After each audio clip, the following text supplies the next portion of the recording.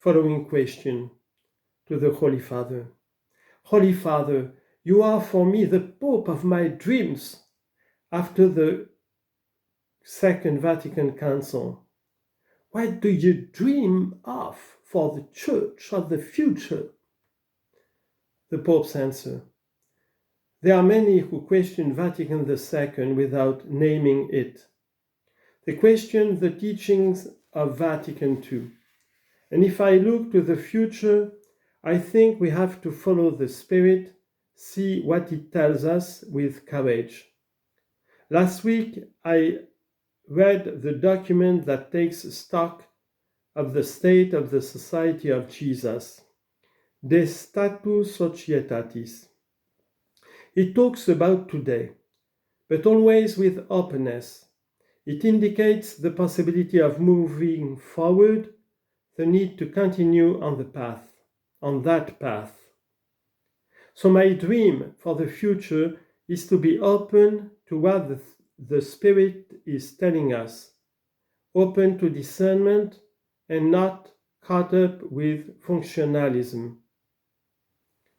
I am well aware of Arupe's testament, delivered when in Thailand he addressed the Jesuits who were in charge of refugee centers.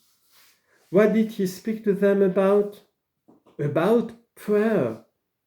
To those people who were completely involved in working with refugees, he spoke about prayer.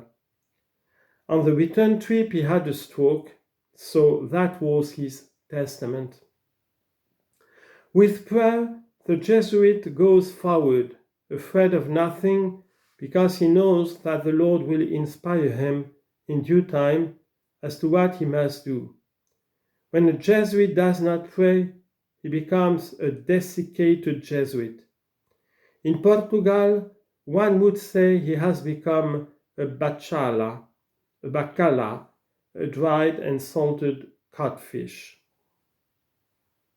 Following question. Your Holiness, thank you very much for coming to visit us.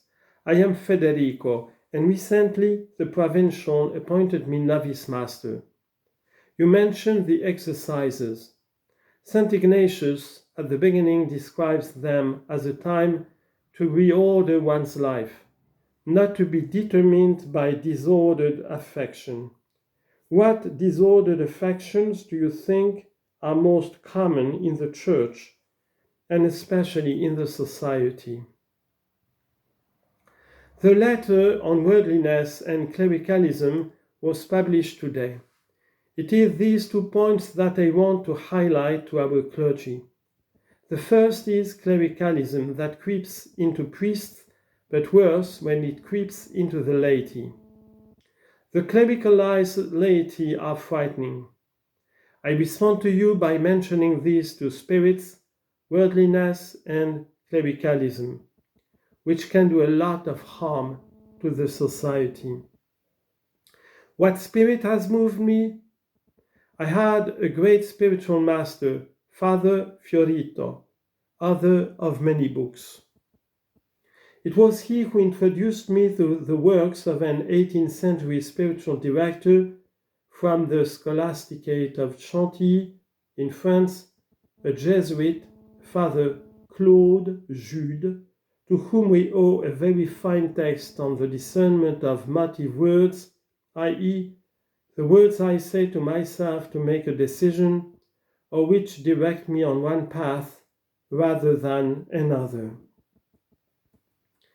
I come back to this topic, the concern of the great Jesuits about what spirit tends to creep in can be helpful to us. Yes, today you are probably led by the good spirit and you have to thank the Lord, but tomorrow that other spirit can creep in. Don't forget the gospel parable. When the bad spirit comes out of a man, he wanders in the wilderness and is bored. Meanwhile, that man begins his conversion, changes everything.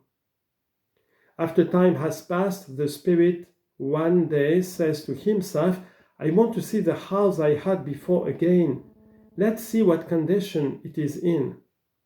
He looks through the window and can't believe his eyes, all in order, all clean. So he goes and finds 7 worse than him, and with those little devils, with another 7 demons, he enters the house.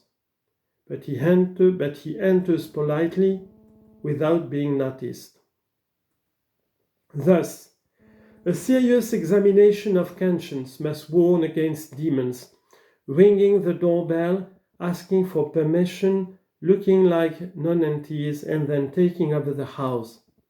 Jesus concludes that the man's condition is ultimately worse than before. In other words, take care not to slip gradually. There is a very beautiful Argentine tango called Barranca Abajo, down the ravine.